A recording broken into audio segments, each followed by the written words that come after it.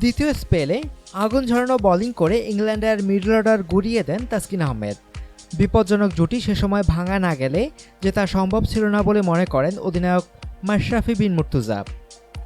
সব মিলিয়ে ৪৭ রানে ৩ উইকেট নেন তাসকিন।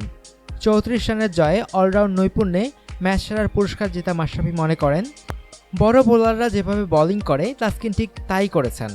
মাশরাফি বলেন, তাসকিন দারুণ বল করেছে। শুরুতে ভালো করতে না পারলেও পরের ৪-৫টা ওভার সে অসাধারণ বোলিং করেছে। সে সময় সে উইকেট না নিতে পারলে হয়তো আমরা জিততে পারতাম না। নিজের প্রথম ওভারটি ঠিকঠাকই করেন তাসকিন। সেই ওভারে ৪ রানের বেশি নিতে পারেনি জনি বায়াস্টো ও জস বাটলার। পরের ওভারে এলোমেলো বোলিংয়ে ৩টি ৪ সহ ১৫ রান দেন তিনি।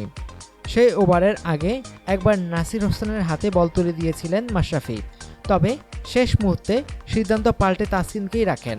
বাটলার ৩টি ৪ হাঁকানোর পর তাসকিনকে সরিয়ে নেন অধিনায়ক।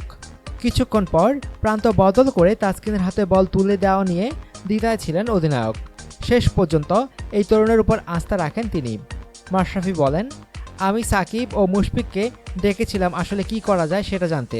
হয়তো সেখানে মোসাদ্দেক কিংবা সাব্বিরকে দিয়ে একটা ওভার করানো যেত। শেষে তাসকিনের উপরই ভরসা রেখেছি, কারণ ও আমার দলের মূল বোলার।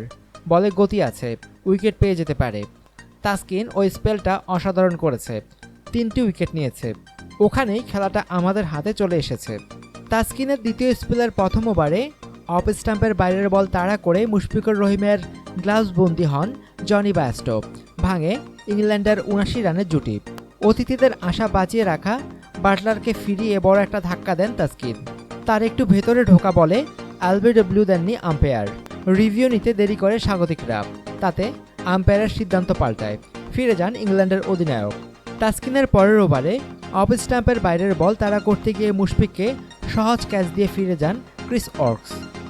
অনুগ্রহপূর্বক সংবাদটি শেয়ার করুন এবং খেলাধুলার সর্বশেষ খবর জানতে স্পোর্টস লাইট সাবস্ক্রাইব করে রাখুন। ধন্যবাদ।